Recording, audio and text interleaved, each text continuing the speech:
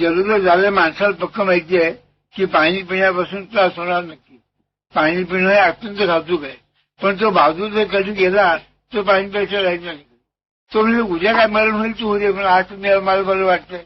ते तात्पुरतं सुखाला लाचलेले जीव मागणं मागून तर काय मागेल. आता भगवंता जो मागायचं असेल, आता इथे देणार भगवान मनोमेच आपण मागायचं.